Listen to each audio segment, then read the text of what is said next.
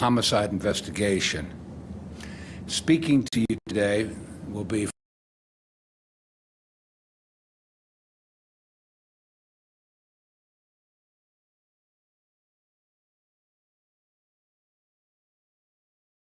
Boy, the state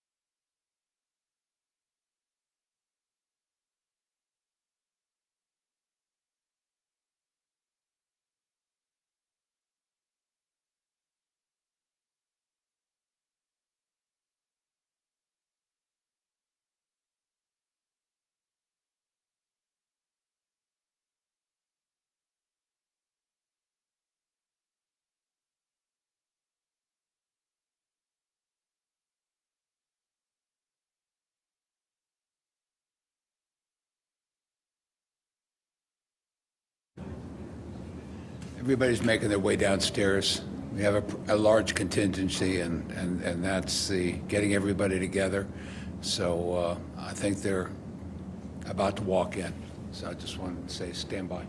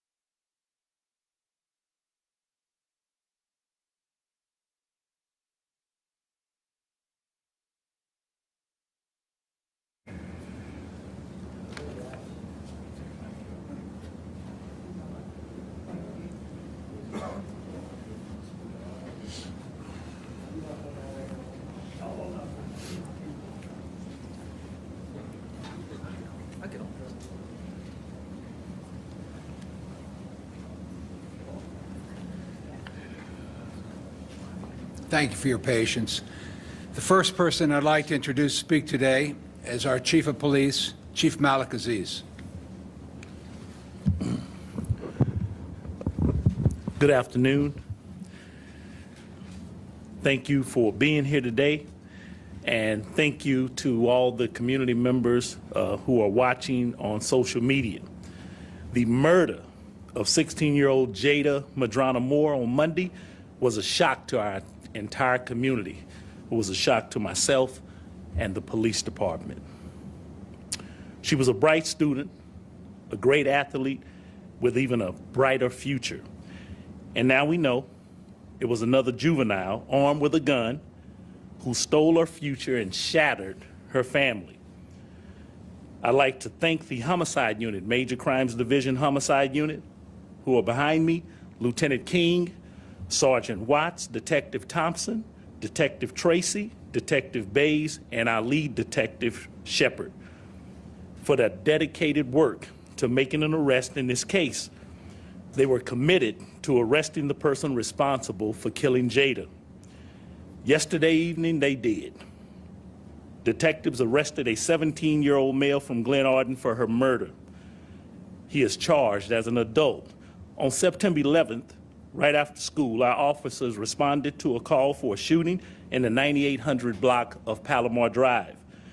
Jada was located suffering a gunshot wound and pronounced deceased at the hospital.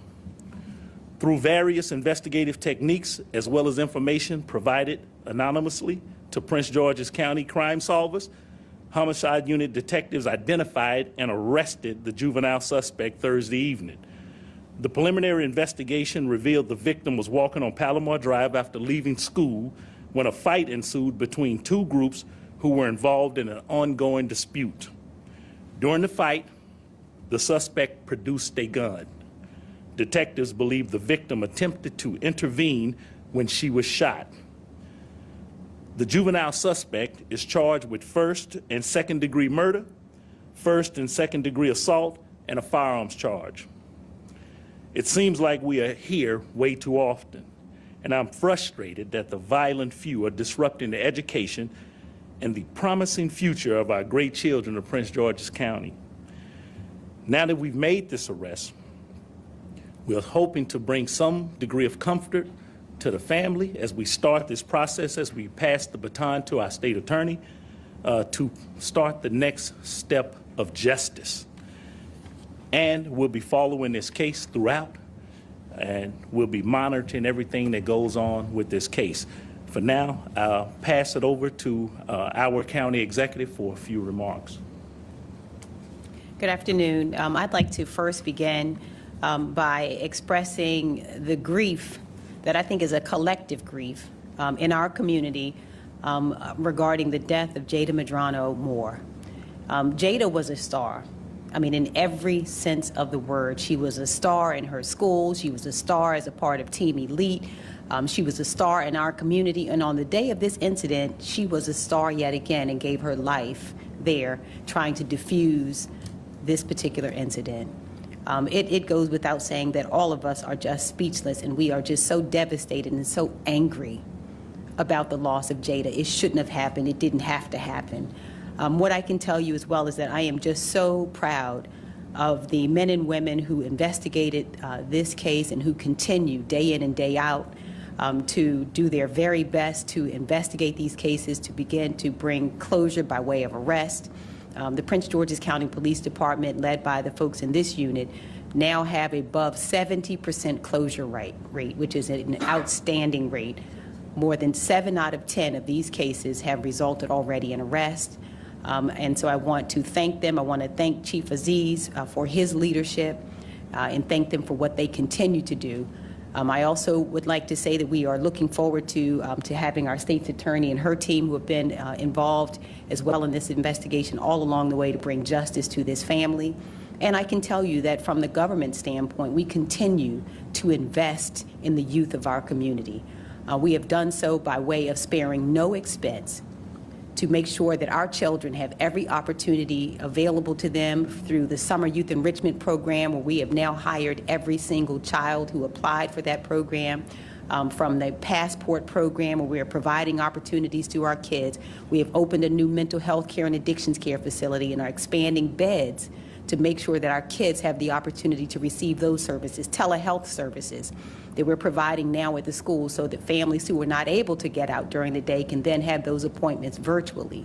We have invested dollars in the Hope in Action. So we have violence interrupters, after school programming. We have 15 or 16 nonprofits who are joining us to do this work of making sure we continue to spare no expense in funding programs that we believe will disrupt violence and give our kids opportunities to grow, develop, and to live.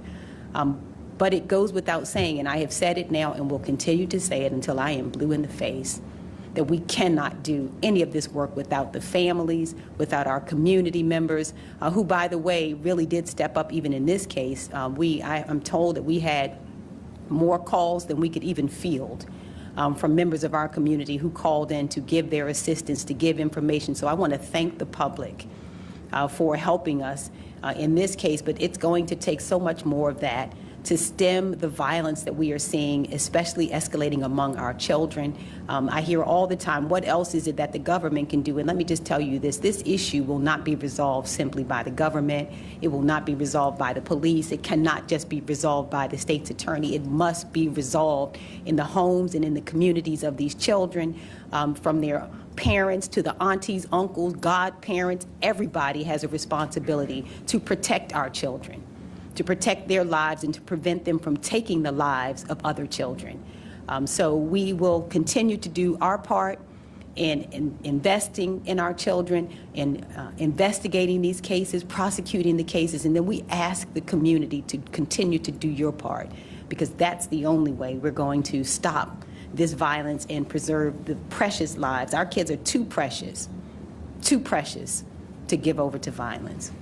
And now I'm going to just turn it over, please, to our state's attorney, Aisha Brayboy. Thank you very much.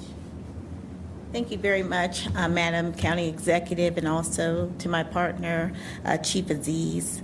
As the Chief remarked earlier, we're here yet again for another press conference centered around senseless acts of violence involving young people in our communities for crimes that carry life sentences. I want to make that point very clear. These are serious crimes that carry life sentences. To our young people, you are not outsmarting the police. You are not outmaneuvering prosecutors. You will not scare your peers into silence. They will speak up, and they have spoken up in this case. And then you will be held accountable. You know, it is now our turn in this justice process as prosecutors to see this case through. We work continuously with our police department as we continue to investigate any case, even after charges are filed. But it's really the community.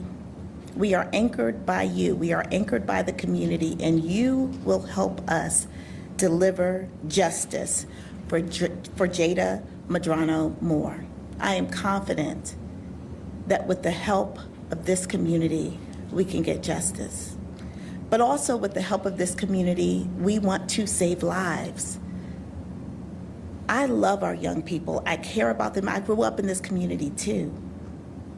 So I see myself reflected in every young person in our public school system here in Prince George's County. And I know their potential. I know it. I'm one of you. I'm one of you. But you have to understand we have a job to do, which is to protect our community. And so when you make decisions, we have to make decisions. And the decision of my office is to hold you fully accountable and responsible for your actions. So just understand, this is not the first time, it's not the second time. Unfortunately, we have, in many cases, held young people accountable for adult crimes in adult court. So it's really important that our young people understand that and know that the decisions you make can and will affect the rest of your lives.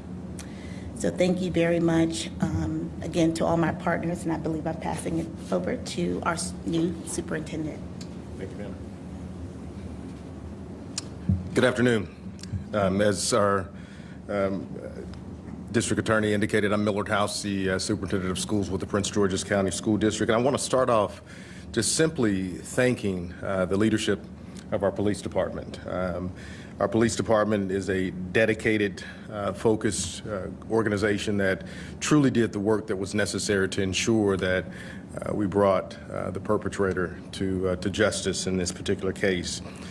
We do, unfortunately, have the loss of a life, a sister, a daughter, a sibling, a individual that had befriended several individuals in this community, and that is a tragic, tragic situation. As you may know, Jada was a PGCPS student, and this accomplishment in terms of cracking this case truly underscores their commitment in terms of the police department in reference to safety and justice within our community. I think you heard it from our county executive, you heard it from our top attorney in this community, that this is extremely important as we move forward in terms of the safety of our community. As superintendent, I'll be calling upon community leaders to really unite and work together collaboratively in an effort to ensure that we can be only as focused as we can be to achieve what's necessary to have our students in a safe environment. I want to also ensure that we're working together and continue to make the efforts that we need, ensuring that our schools, our neighborhoods, our communities are as safe as possible. As superintendent, I am committed to making certain that I work closely with all of the leaders that you see before us today to make certain that that does happen. And with that being said, I'll turn it back over to Chief. And just again, a big thank you to everybody involved behind us in reference to the efforts that have occurred over the course of the last 4.5 days. Thank you. With that, we'll take a few questions. No, right here first. I have a bunch. We'll just get one right now. Only one? It's a lot of people in the room. So, just as far as what you can say about the 17-year-old, can you confirm whether this young person is a student at the school and how this person got the gun?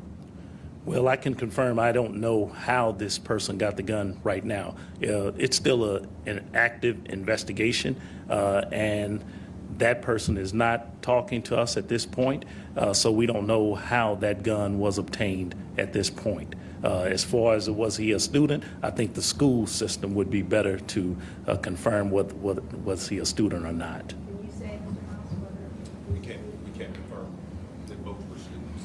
DuVal at DuVal? No, one DuVal student, one Flowers High School student. So the victim is DuVal, and then the suspect. Step over here. Yeah, just step over. We had a super step over here. The victim was a DuVal High School student, and the assailant was a Flowers High School student. Okay, thank you. Sure. Can you tell us anything about whether or not this young suspect is a catch and release type juvenile? Has he been handled by your department before or the system, as far as you know? As far as we know, the answer is no. We don't have any record that we have or we have obtained that says he had been handled by us, was any habitual student, a violator, or anything like that at this point in time. This does not appear to be that case. Can you tell us anything about the alleged beef that was going on between these two groups of young individuals in Collider? Share with us anything about the motives here. Well, from what we know now, was some type of petty beef involving, individuals as young people get involved in with each other. Somebody said this. It's maybe another, opposite sex involved. All those kinds of things have come into play with these two groups who are fighting for really no reason. We've seen this before throughout history, where young people have become involved in altercations that have been verbal, and then they have turned to fights, fist fights. Going to school is a great opportunity. It's the best thing to do. Meeting the fight after school is a bad idea. Bringing a gun to that fight is an even worse idea. And so that's what you were talking. It went from words, exchanges, ideals, petty beef to producing a weapon and subsequently killing young Jada Medrano Moore. Chief and Brad? Fairhouse County Executive. This crime happened this week. We had a hearing in Annapolis. The head of the Department of Juvenile Services sort of went on a preemptive strike, kind of diminishing with some statistics the impact of juvenile crime in the community. The legislature is being asked to make some changes. The legislature pushed back against one of your own officers in the hearing the other day. What do you make of this big battle going on right now about what the right approach is to deal with this juvenile crime? And do you recognize it as a serious condition problem right now? Oh, obviously, it's a serious condition. I think this murder alone, if we lost one child, and in this case, Jada Medrano Moore, says it's a very, very serious problem for us. Now, everybody else can crunch the data and do whatever it is they do there, but I can tell you what the facts are. The facts are, for example, last year we arrested for the first time more youth than adults for armed carjackings. The facts are that we also are seeing increasing numbers of these shootings. Our youth are involved in escalating violence, and the impact is what we are focused on. The impact is that we are seeing young people who are not only victimizing their own community members, but who are victimizing and killing each other. Now, from our standpoint, and I'm sure I speak for all of those who are involved in this team with me, the loss of life is breathtaking. And if it was one life, that would be too many. If we had one victim, that would be too many. Somebody, all of us, need to continue to do everything we can to make sure that this stops. We've done it here. We are arresting at a rate that is really admirable. You don't see these kinds of closure rates across the country. 7 out of 10 of these are resulting in arrest. You see the prosecutors here with her team, and they're investigating. The government is sparing no resource. But there's a whole ecosystem. The Department of Juvenile Services has a role to play.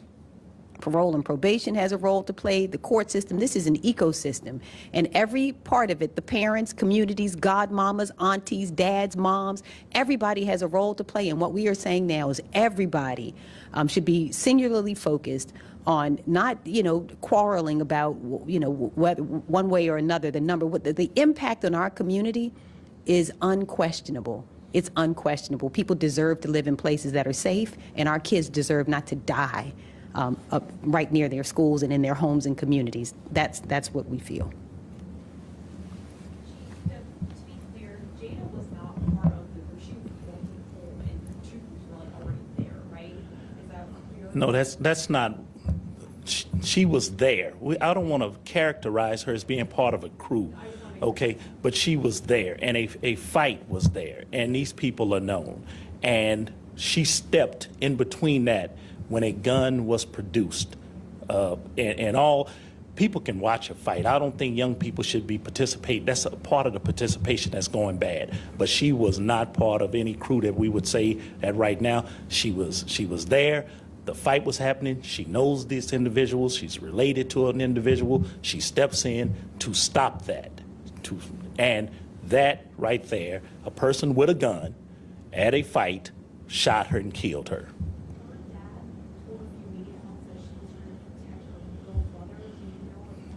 Well, I'm not. The dad is not here, so I can't speak. I didn't read it. I didn't hear it. So I'll just go with whatever the dad told you. I'm sure that's what he meant. Go ahead. Yes.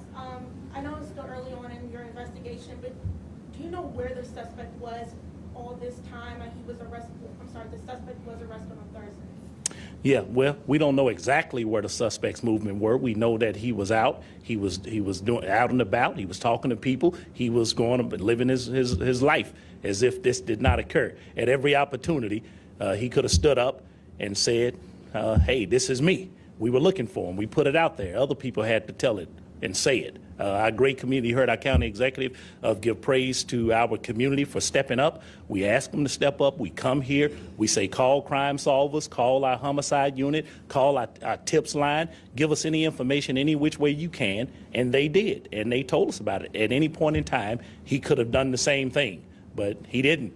And he left it to these fine men and women who are standing over here behind me to do their job as the great investigator.